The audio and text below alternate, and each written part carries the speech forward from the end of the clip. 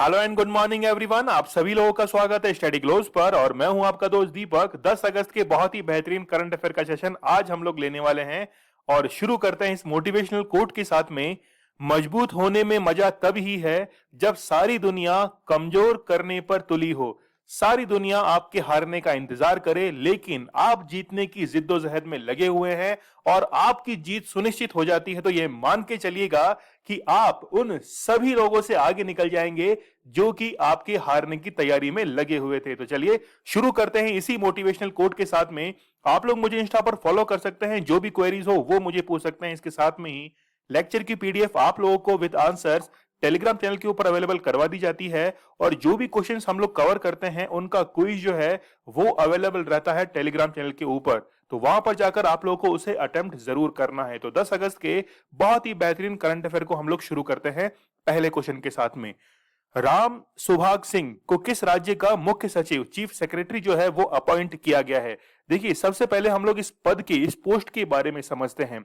हर state के अंदर एक सेक्रेटेरिएट होता है, वहां पर एक तो बैठता है मिनिस्टर और मिनिस्टर के बाद में एक होता है वहां पर प्रशासनिक अधिकारी, एडमिनिस्ट्रेटिव जो ऑफिसर होता है वो वहां पर होता है। तो दोनों जो है वो आपस के अंदर अच्छे से उस चीज को बैलेंस कर सके, इसलिए सेक्रेटेरिएट जो है वो बनाया जाता है। और जितना भी एडमिनिस्ट्रेशन होता है उन सब का मुखिया होता है चीफ सेक्रेटरी। तो हर स्टेट का एक चीफ सेक्रेटरी होता है और रिसेंटली राम सुभाग सिंह को हिमाचल प्रदेश का चीफ सेक्रेटरी अपॉइंट किया गया है। देखिए चीफ सेक्रेटरी जो है इसको कहा जाता है कि ये मुख्यमंत्री की एक आंख के तौर पर काम करता है, क्योंकि जो मुख्यमंत्री को नजर नहीं आता उन सभी बातों पर नजर रखने का काम करता है चीफ सेक्रेटरी और मुख्यमंत्री के द्वारा ही इनको अपॉइंट किया जाता है। यहां पर हम लोग एक भूमिका और समझेंगे चीफ सेक्रेटरी की कि सेंटर से जो भी योजनाएं बनकर आती हैं उनको राज्य में किस तरीके से इंप्लीमेंट करना है ये भी दायित्व होता है चीफ सेक्रेटरी का। तो हिमाचल प्रदेश जो है इसकी कैपिटल है शिमला और यहां पर एक कैपिटल हम लोग और देखेंगे अभी जिसको कहते हैं धर्मशाला।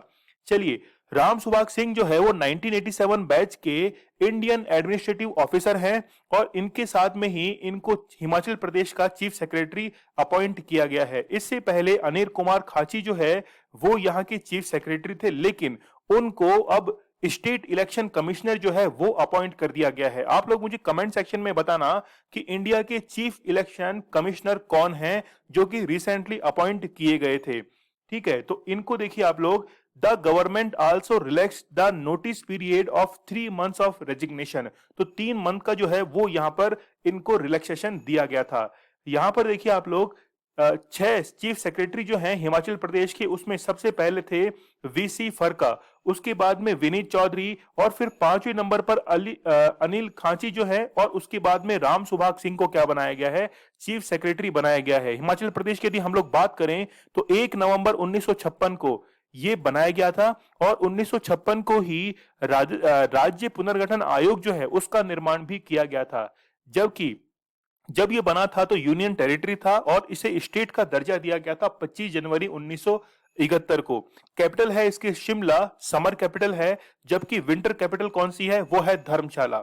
यहां पर 12 डिस्ट्रिक्ट जो हैं, 12 जिले वो स्थित हैं किसके अंदर? हिमाचल प्रदेश के अंदर। गवर्नर हैं राजेंद्र अर्लेकर।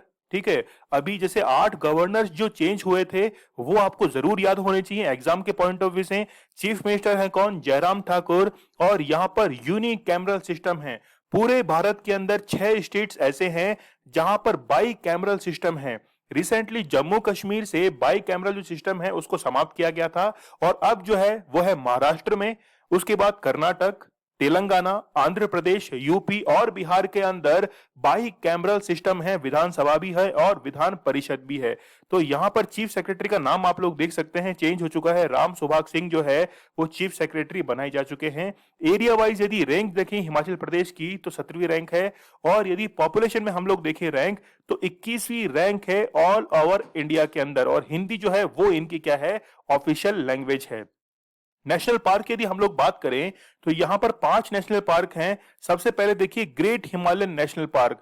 ग्रेट हिमालयन का नाम सुनकर ही हमारा जो दिमाग है वो जम्मू कश्मीर के लिए कहता है, लेकिन याद रखना ये कहां पर है? हिमाचल प्रदेश के अंदर स्थित है। पिन वैली नेशनल पार्क है, फिर कहीर गंगा है, इंद्र किला है और सिंबल बारा है। ये 5 नेशनल पार्क आप लोग जरूर याद रखना। और यहां पर एक बहुत ही बेहतरीन बात है कि वाइल्ड लाइफ प्रोटेक्शन एक्ट 1972, ये ईयर आप लोग याद रखना, ये काफी इंपॉर्टेंट है वन डे एग्जाम्स के लिए। और इसी के तहत ये नेशनल पार्क जो हैं वो स्थापित किए जाते हैं। चलिए अगला क्वेश्चन है, भारतीय रिजर्व बैंक मतलब रिजर्व बैंक ऑफ इंडिया ने रेपो रेट और रिवर्स रेपो रेट को कितने प्रतिशत पर बरकरार रखा है?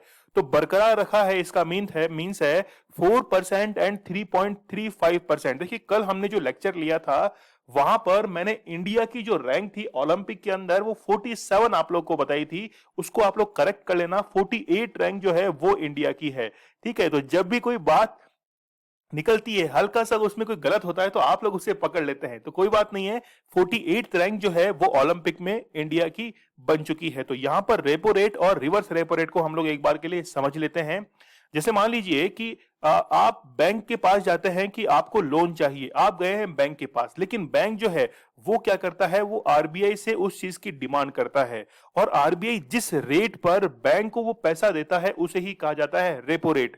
और रेपो रेट के बढ़ने या फिर कम होने से क्या डिफरेंस होता है, क्या उससे मार्केट के अंदर लिक्विडिटी बढ़ती है कम होती है, वो हम लोग एक बार समझने की कोशिश करते हैं।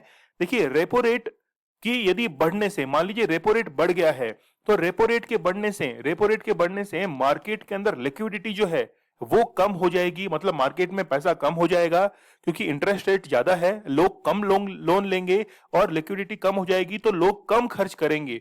कम खर्च करेंगे इसका मीन्स है कि इंडस्ट्रियल जो प्रोडक्शन है उनकी मात्रा भी कम हो जाएगी। तो 4% और 3.35% जो है वो रेपो रेट और रिवर्स रेपो रेट को यहां पर डिसाइड किया गया है। सेकंड मॉनेटरी पॉलिसी जो है वो रिसेंटली रिलीज की गई है। देखिए मॉनेटरी पॉलिसी, मौद्रिक नीति जो है वो आरबीआई रिलीज करता है, जिसके तहत कई इंस्ट्रूमेंट वो काम में लेता है। और उन्हीं इंस्ट्रूमेंट्स में से है repo rate, reverse repo rate है, उसके साथ में फिर बैंक रेट है, फिर आपका कौन सा है, मार्जिनल स्टैंडिंग फैसिलिटी।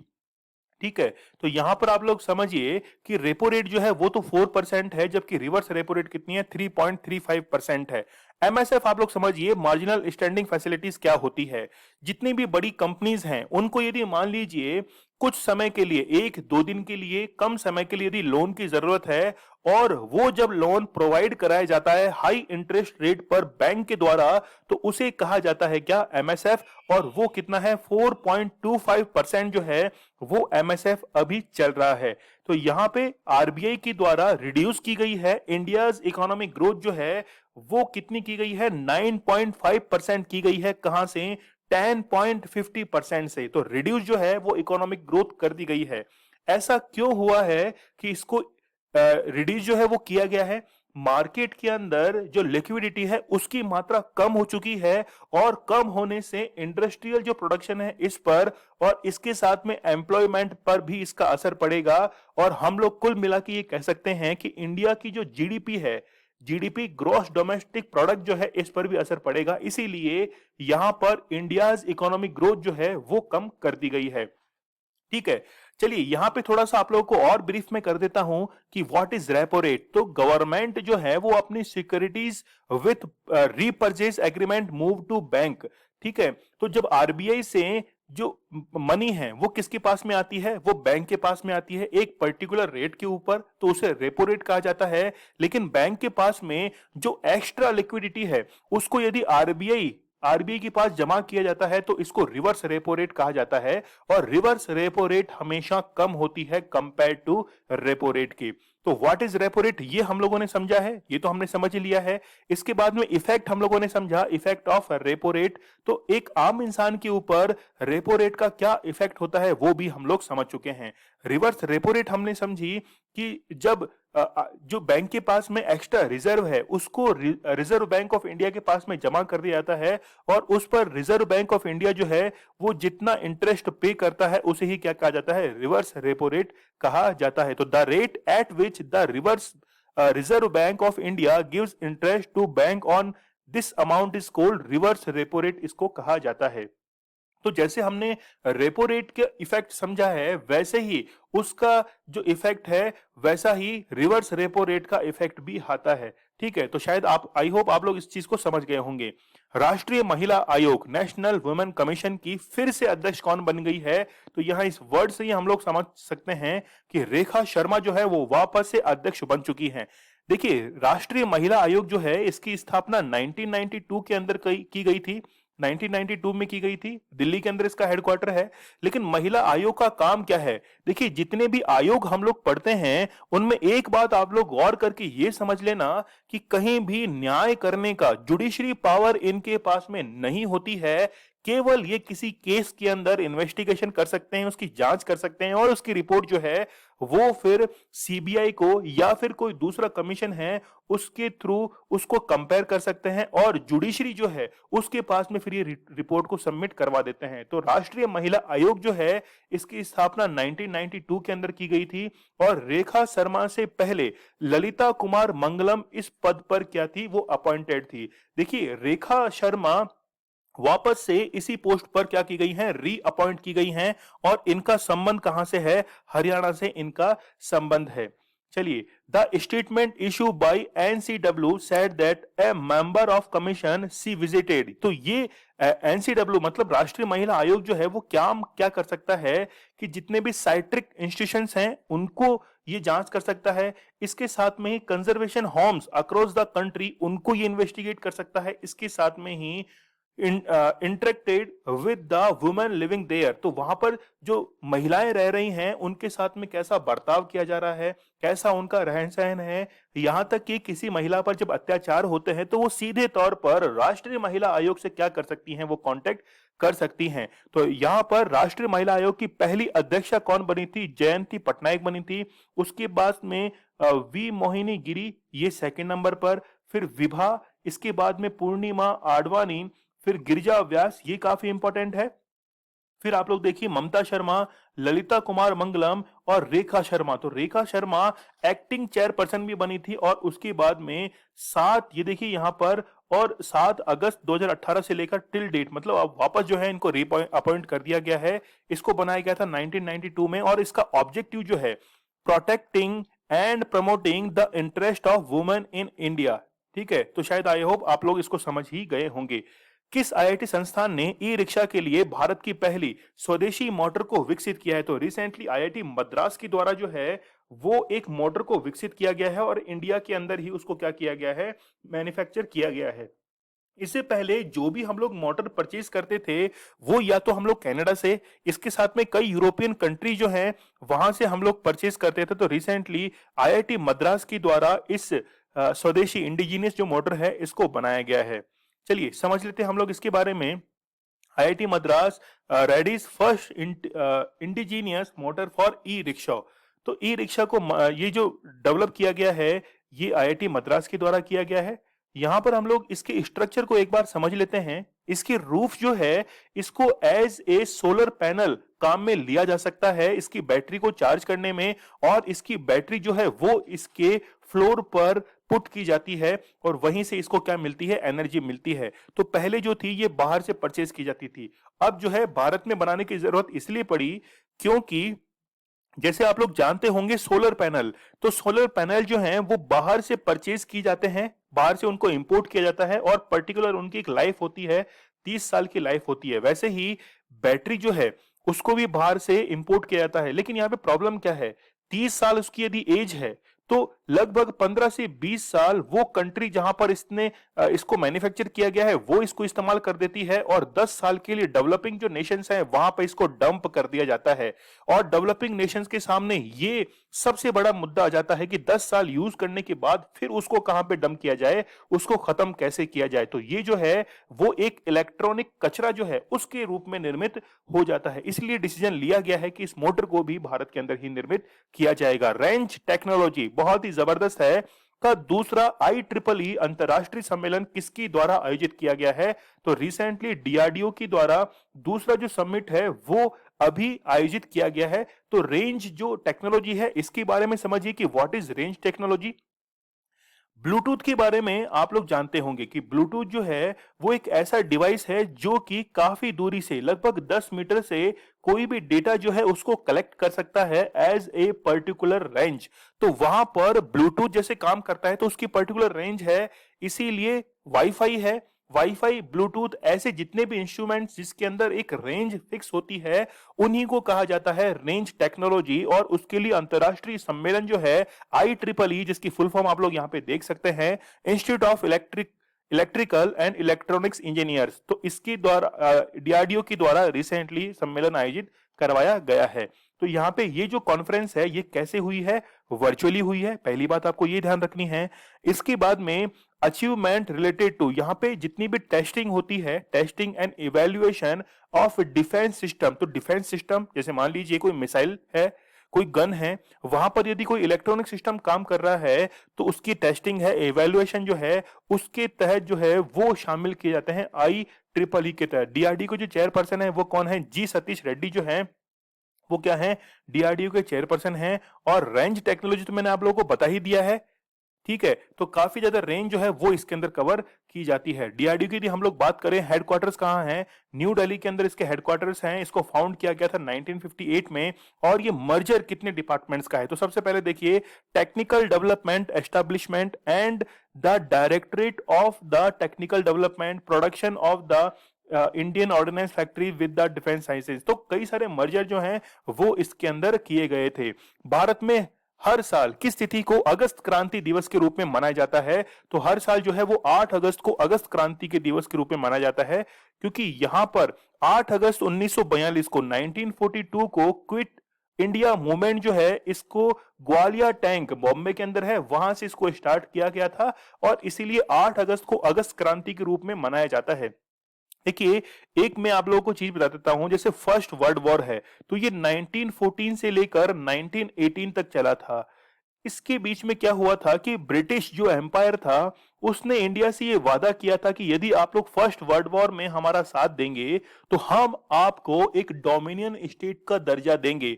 लेकिन इसके बाद में जैसे ही वर्ल्ड वॉर खत्म हुआ तो फिर डोमिनियन स्टेट का दर्जा नहीं दिया गया भारत को। तो गांधी जी फिर इससे काफी नाराज हुए थे और जितने भी आंदोलन थे वो इसी से प्रेरित होकर फिर वो बाकी आंदोलन जो थे वो चलाए गए थे। इसके बाद में हम लोग बात करें, सेकेंड वर्ल्ड वॉर 1939 से 1944 तक चला था। अब देखिए कि ये जो समय है, इस समय ब्रिटिश एम्पायर ने कोशिश की कि वो भारत से मदद मांगने की कोशिश करे, लेकिन गांधी जी जो हैं वो इस समय समझ चुके थे कि पहले ही ब्रिटिश एम्पायर बेवफा निकला है तो इस बार भी वो हमसे बेवफाई करेगा। इससे सतर्क होकर भारत छोड़ो आंदोलन जो है उसको 8 अगस्त 1942 को शुरू किया गया था। इसके साथ में ही आप लोग को पता होगा कि 1942 के अंदर 1942 में क्रिप्स मिशन जो था वो भारत आया था। क्यों आया था? कि कॉन्स्टिट्यूशन असेंबली जो है उसको फ्रेम किया जाए। लेकिन क्रिप्स मिशन जो था वो इंडिया के अंदर अनसक्सेसफुल रहा था क्योंकि मुस्लिम लीग ने इसका अपोज किया था। इसके बाद में कॉन्स्टिट्यूशन असेंबली को फ्रेम करने के लिए 1946 के अंदर क्या आया था? कैबिनेट मिशन आया था। और उसी की तर्ज पर 389 मेंबर जो थे वो कॉन्स्टिट्यूशन असेंबली के लिए डिसाइड किए गए थे और इसी के आधार पर कॉन्स्टिट्यूशन असेंबली जो है वो भी निर्मित हुई थी। तो यहाँ पे हम लोग देख सकते हैं महात्मा गांधी का वो आंदोलन जिसने अंग्रेजी हुकूमत को हिलाकर रख दिया था। ठीक है, तो यहाँ पे आप लोग देख सकते हैं कि 8 August is remembered as the beginning of the last war of independence. ठीक है, तो ये भी एक क्वेश्चन जो है वो मेंस के अंदर कई बार पूछा जाता है। जैसे मान लीजिए PCS के अंदर 2 या 5 नंबर का आ गया कि इंडिपेंडेंस का सबसे लास्ट वॉर, अंतिम वॉर कौन सा था, तो वहां पर आपको भारत छोड़ो आंदोलन के बारे में लिखना पड़ता है। On this day 1942 the foundation of quit India movement, ठीक है, क्विट इंडिया मूवमेंट जो है उसको शुरू किया गया था और 8 अगस्त को इसको शुरू किया गया। देखिए, आप लोग कंफ्यूज नहीं करना है इसके अंदर। यहां पर जो वर्ड लिखा है वो कौन सा है? अगस्त क्रांति। एक और है अगस्त प्रस्ताव। यदि वो पूछे अगस्त प्रस्ताव के बारे में तो अगस्त प्रस्ताव क्या था कि 1938 में जवाहरलाल नेहरू के द्वारा ब्रिटिश एम्पायर के सामने कॉन्स्टिट्यूशन असेंबली को फ्रेम करने की एक शर्त रखी गई थी और उसी शर्त को 1940 अगस्त 1940 के अंदर स्वीकार किया गया था बाय द ब्रिटिश एम्पायर और इसी को ही कहा जाता है अगस्त प्रस्ताव। ठीक है। और ये भी एक फैक्ट आपको याद करना है कि ब्रिटिश एम्पायर के द्वारा सबसे पहली बार अगस्त प्रस्ताव के अंदर ही ये बात स्वीकार की गई थी, किसकी? कॉन्स्टिट्यूशन असेंबली की। चलिए बढ़ते हम लोग आगे। यहां पे आप लोग देख सकते हैं, it was started by hosting the flag, it is non क्रांति मैदान। चलिए और थोड़ा सा आगे बढ़ते हैं। ये मैंने आप लोग को बता दिया है क्रिप्स मिशन के बारे में। फिर इसके बाद में बॉम्बे सेशन यहाँ पे हुआ था, बम्बई के अंदर अधिवेशन हुआ था, किसका? कांग्रेस का।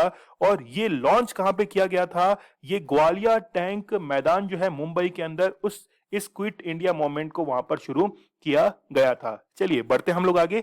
हाल ही में किस तिथि को केंद्रीय सामाजिक न्याय और अधिकारिता मंत्री डॉक्टर वीरेंद्र कुमार ने doctor Ambedkar international centre Delhi में पीएम दक्ष पोर्टल, एक तो है पोर्टल और दूसरा है पीएम दक्ष, क्या है? मोबाइल ऐप है, इसको लॉन्च किया है। तो यहाँ पे आप लोग देखिए 7 अगस्त 2021 को रिसेंटली इसको लॉन्च किया गया है।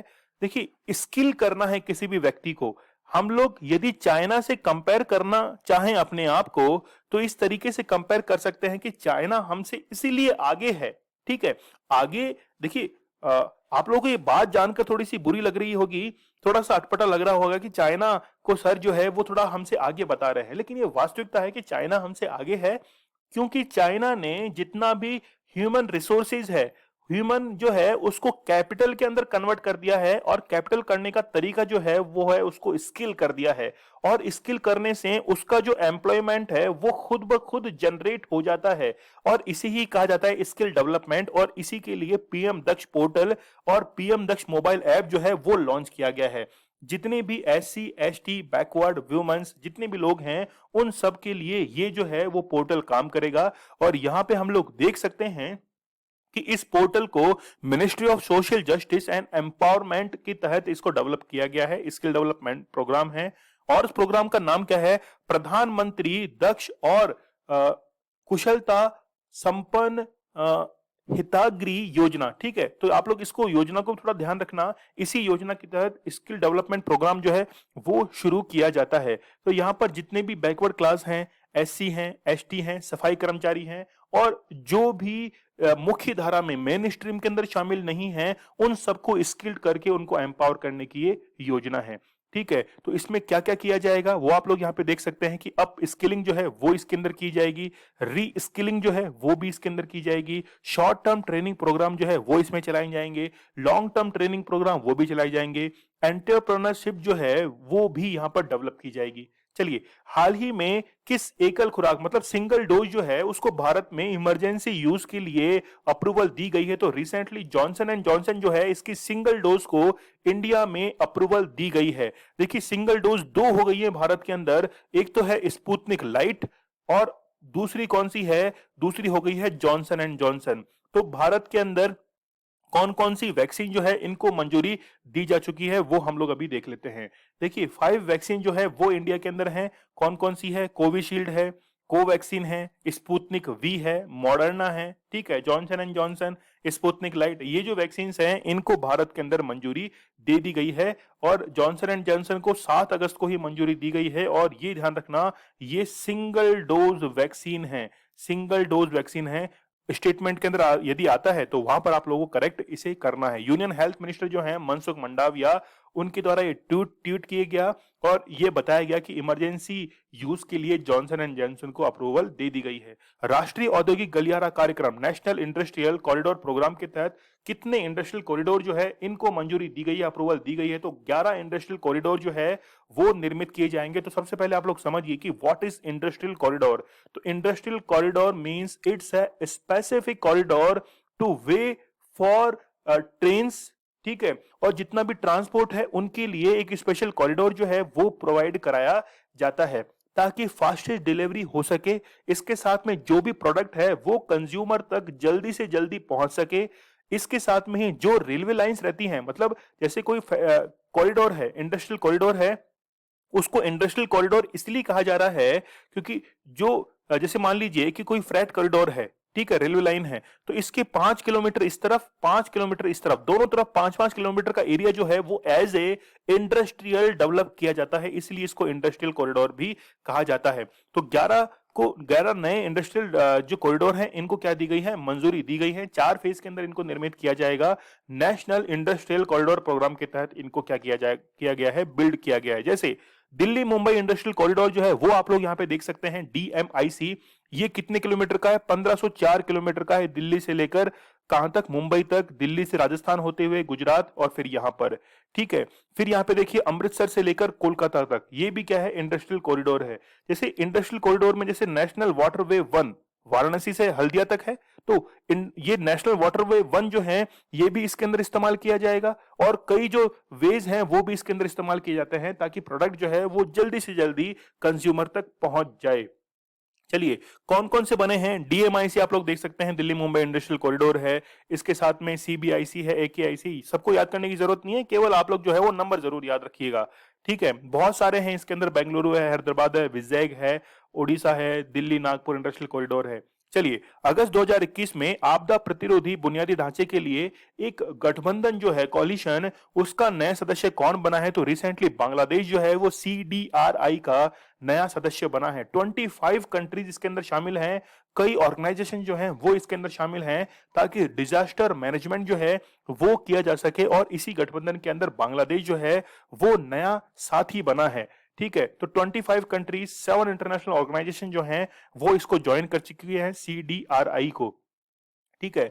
इसको लॉन्च किया गया था प्रधानमंत्री नरेंद्र मोदी के द्वारा 2019 में, लेकिन इसका विचार जो है सबसे पहले 2016 के अंदर प्रस्तुत किया गया था। और इसका जो एम है वो एम आप लोग समझ सकते हैं, promoting the resilience of new and exciting infrastructure system to climate and disaster risk to support sustainable development। तो सस्टेनेबल डेवलपमेंट को सपोर्ट करने के लिए क्लाइमेट और डिजास्टर जो रिस्क है उसको कैसे कम किया जाए, इसीलिए ये सीडीआरआई जो है ये गठबंधन निर्मित किया गया है, ठीक है। तो यहां पे आप लोग देख सकते हैं, सीडीआरआई वाज लॉन्च बाय प्रधानमंत्री prime minister during his speech at the United nation climate action summit on September 23 of 2019। तो 23 सितंबर 2019 को इनके द्वारा ये जो है वो अनाउंसमेंट किया गया था। चलिए, प्राइमरी ऑब्जेक्ट वो हम लोग समझ चुके हैं कि डिजास्टर जो रिस्क है उसको कैसे कम किया जा सके, इसके साथ में क्या उसमें इंप्लीमेंटेशन करके कैसे उसमें सुधार किया जा सके, तो ये सब बातें इसके अंदर शामिल हैं। तो बैकग्राउंड मैंने आप लोग को बता दिया है कि सबसे पहले 2016 के अंदर इसको प्रपोज किया गया था। और ये जो कॉन्फ्रेंस हुई थी ये कहाँ पे हुई थी, विज्ञान भवन न्यू दिल्ली के अंदर ये कॉन्फ्रेंस हुई थी। और first and second edition on the international workshop on disaster resilience infrastructure जो है वो 2018-19 के अंदर क्या करवाया जा चुका है, वो हेल्ड करवाया जा चुका है। 6 अगस्त 2021 को G20 अनुसंधान मंत्रियों की बैठक में भारत का प्रतिनिधित्व किसने किया है, तो रिसेंटली जो है वो सुभाष सरकार के द्वारा यहां पर क्या किया गया है, पार्टिसिपेट किया गया है। G20 का मीन्स है कि जितने भी डेवलपिंग नेशंस हैं, 19 डेवलपिंग नेशंस हैं और यूरोपियन यूनियन जो है वो इसके अंदर शामिल होती है, तब जाके G20 जो है वो ग्रुप बनता है। तो G7 से ये कहीं अलग है।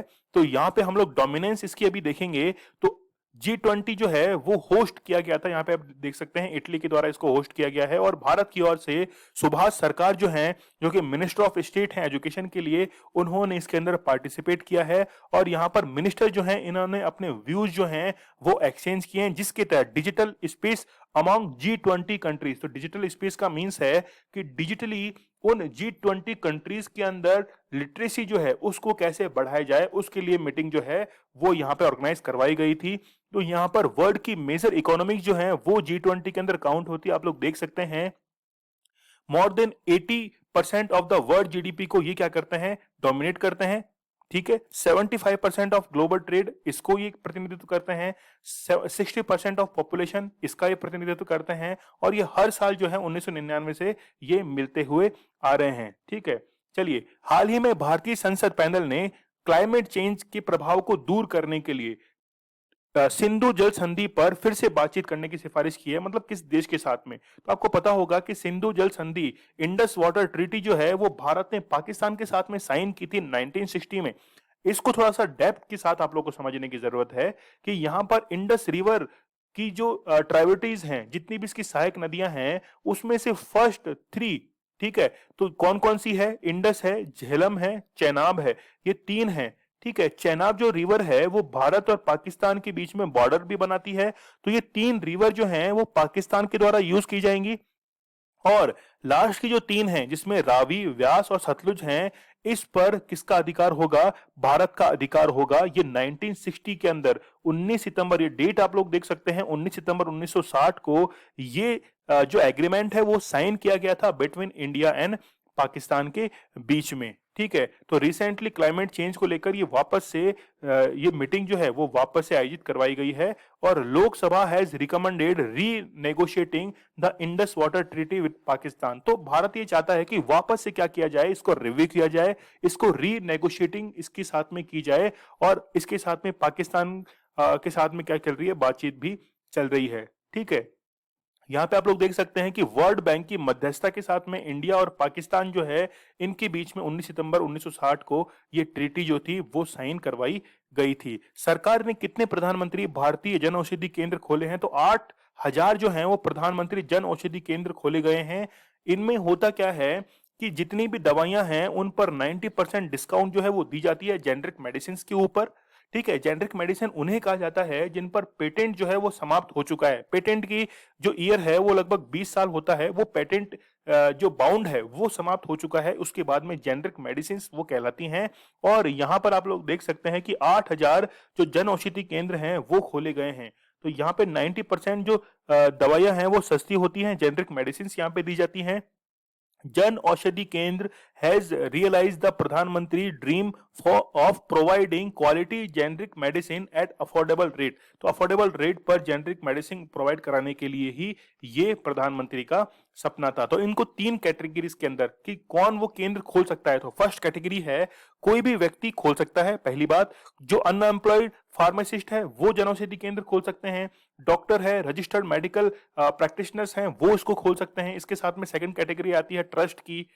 ठीक है, एनजीओ है, प्राइवेट हॉस्पिटल है, वो भी खोल सकते हैं। सेल्फ हेल्प ग्रुप है, वो खोल सकते हैं। थर्ड कैटेगरी है nominated agency by the state government. तो 3 कैटेगरी के तहत जन औषधि केंद्र जो है वो खोले जा सकते हैं। ठीक है, तो वर्तमान में ये टारगेट है, देखिए 2025 तक 10,500 जो जन औषधि केंद्र है उनको खोले जाने का टारगेट है। और रिसेंटली आपको पता है कि 8,000 जो औषधि केंद्र है वो खोले जा चुके हैं। तो 8,000 तो ये हो जाएंगे, और पहले से ही लगभग 5-6,000 के आसपास पहले से ही वर्क कर रहे हैं। हाल ही में किस पॉलिटिकल पार्टी के नेता जवाहर सरकार ने राज्यसभा के सदस्य के रूप में शपथ ली है?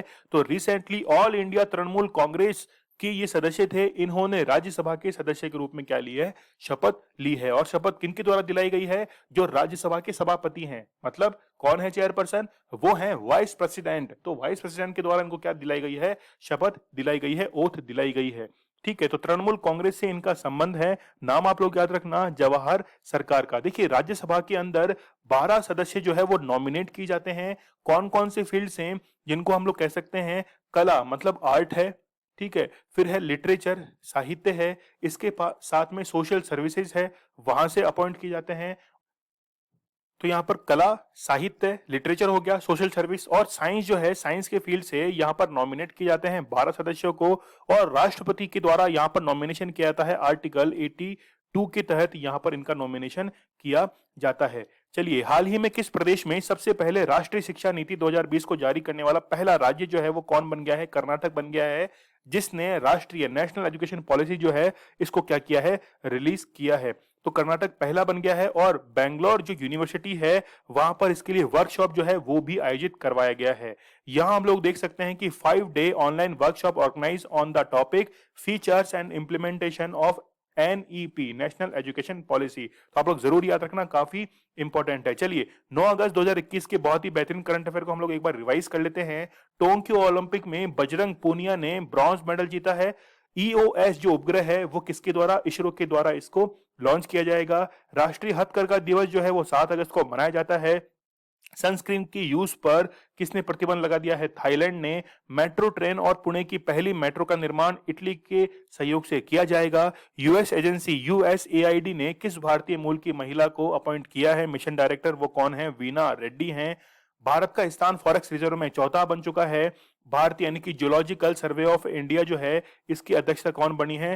धृति बनर्जी जो है वो बनी है। मांग देगचू हाइड्रो पावर प्रोजेक्ट जो है, इसको क्या मिला है? ब्रुनेल मेडल अभी रिसेंटली दिया गया है। ग्रामीणों को स्वच्छ जल के महत्व के बारे में जानकारी देने के लिए किसने पानी माह जल माह के रूप में शुरू किया है? तो वो है लद्दाख। हाल ही में भारत का पहला हार्ट फेलियर बायो बैंक जो है वो केरल के अंदर शुरू किया गया है। लाभांशु शर्मा जो है, इनका संबंध कहां से है? उत्तराखंड से है। अमेरिका ने चीन के साथ बढ़ते तनाव के बीच किस देश को पहली बार हथियार बेचने को मंजूरी दी है? तो वो है ताइवान। किस केंद्र शासित प्रदेश में मालदीव शैली के वाटर विला स्थापित किए जाएंगे? तो वो है लक्षद्वीप। लद्दाख के केंद्रीय विश्वविद्यालय का नाम जो है वो इंडस यूनिवर्सिटी वो रख दिया गया है। थावरचंद गहलोत, ये कल का हमारा स्टडी क्लोज क्वेश्चन था। थावरचंद गहलोत व मग्गू भाई छगन भाई पटेल को क्रमशः किस राज्य का राज्यपाल बनाया गया है? तो वो कहां के बने हैं? वो बने हैं कर्नाटक और मध्य प्रदेश के। ये आज आप लोगों के लिए स्टडी क्लोज क्वेश्चन है कि 21 जून योग दिवस के दिन किस मोबाइल ऐप को लॉन्च किया गया था? तो रिसेंटली जो है ये 21 जून को लॉन्च किया गया था। आप लोगों को मुझे कमेंट सेक्शन में इसका आंसर देना है। आप लोग मुझे इंस्टा पर फॉलो कर सकते हैं, जो भी आपकी क्वेरीज हो वो मुझे पूछ सकते हैं। लेक्चर की पीडीएफ विद आंसर्स आप लोगों को टेलीग्राम चैनल के ऊपर अवेलेबल करवा दी जाती है, और जो भी क्वेश्चंस हम लोग कवर करते हैं यहाँ पर टेलीग्राम चैनल पर उसका क्विज अवेलेबल रहता है। स्टडी ग्लोज आप लोगों के लिए बहुत ही बेहतरीन कंटेंट लेके आता है। नॉलेज इज पावर, ये हमारी टैगलाइन है। चलिए कल मिलते हैं हम लोग बहुत ही बेहतरीन लेक्चर के साथ। तब तक के लिए धन्यवाद। Thank you.